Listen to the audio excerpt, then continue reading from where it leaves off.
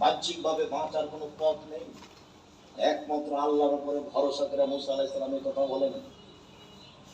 হাতের ডানে সাগর আছে, সামনে পাহাড় আছে, বামে পিছনে ফেরাউন আছে, সঙ্গী সাথী বলছেন আমরা আটকা পড়েছি, আমরা ফেরাউনের হাতে ধরা পড়েছি।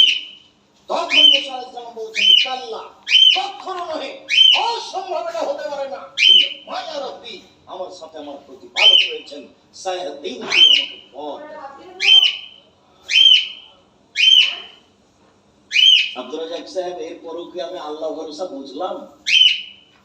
আপনি যেটা বললেন সেটা আমার মনে আছে, কিন্তু আমি কি আল্লাহ ভরসা বুঝলাম? তাহলে আপনি সহজ ভাবে মনে করেন, বাসা বাড়ি থেকে যখন বের হবেন তখন বলবেন বিসমিল্লাহি তাওয়াক্কালতু আলাল্লাহ। আল্লাহর নামে বের হচ্ছে, আল্লাহর নামে ভরসা করি, বিসমিল্লাহি তাওয়াক্কালতু আলাল্লাহ। তারপর আর একটু লাগবে দেন লা হাওলা ওয়ালা কুওয়াতা ইল্লা বিল্লাহ। বাহ্যিক ভাবে আন্তরিক ভাবে নড়াচড়া করার কোন শক্তি নেই আল্লাহর শক্তি ছাড়া। এইবার আপনি মনে করেন যে আমি আল্লাহ ভরসা করেছি, বুঝাতে পারলাম?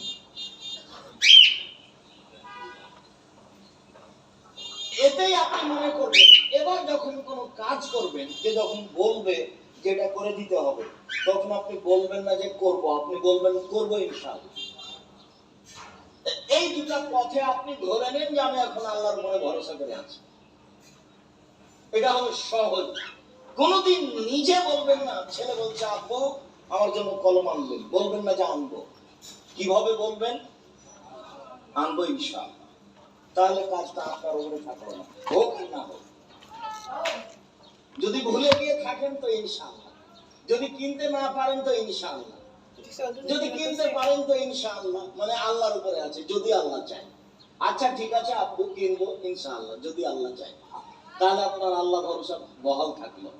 তাহলে মনে রাখবেন, রাখতে পারবেন কি?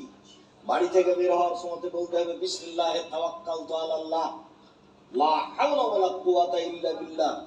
আর কাজ যখন করবেন, কথা যখন বলবেন, তাতে লাগিয়ে দিতে হবে কি? ইনশাআল্লাহ।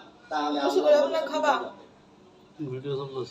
আবু দারদা রাদিয়াল্লাহু তাআলা আনহু বলেন, রাসূল সাল্লাল্লাহু আলাইহি ওয়াসাল্লাম বলেছেন, বিচারের মাঠে মুমিন পুরুষ নারীর নেকি পাল্লায় সবচেয়ে ভারী নেকি হলো